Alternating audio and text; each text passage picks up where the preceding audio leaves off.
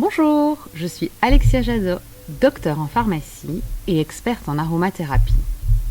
J'accompagne les femmes qui veulent devenir actrices de leur santé à prendre soin d'elles grâce aux huiles essentielles. Si vous êtes arrivé sur mon site, c'est pas par hasard. Vous avez déjà certainement quelques huiles essentielles à la maison, mais quand vient le moment de les utiliser, vous hésitez. Vous avez peur de faire pire que mieux. Vous ne savez pas si vous pouvez les utiliser purs ou si vous devez les diluer. Vous hésitez à les appliquer sur votre enfant. Vous craignez les toxicités des huiles essentielles.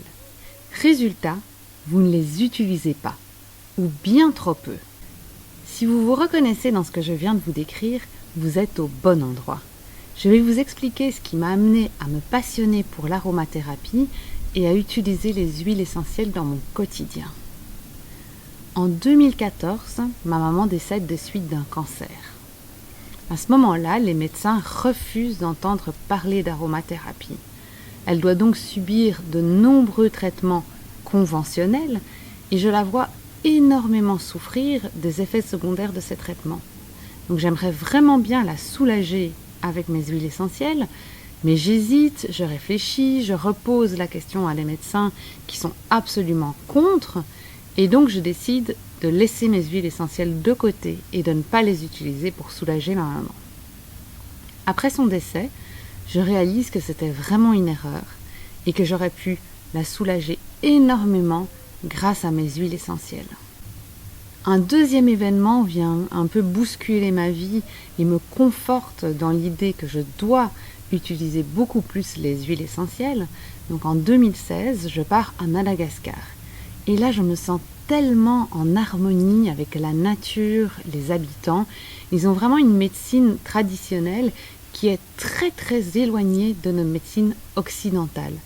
Donc avec eux, je découvre qu'ils connaissent bien la nature, qu'ils savent reconnaître les plantes et les utiliser pour se soigner.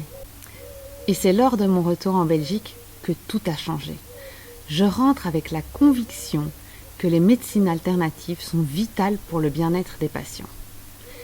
Et donc là, je décide de réduire mon horaire à la pharmacie pour consacrer beaucoup plus de temps à l'aromathérapie et à mes huiles essentielles.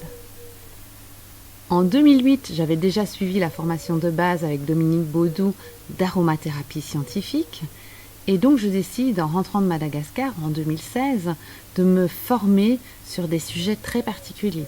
Donc je vais me former à la pédiatrie, à la douleur, à l'apport de l'aromathérapie évidemment chez le patient cancéreux, à l'olfactothérapie. Et donc je me passionne pour plein de domaines particuliers en aromathérapie et j'arrive à aider énormément les patients au comptoir grâce aux huiles essentielles.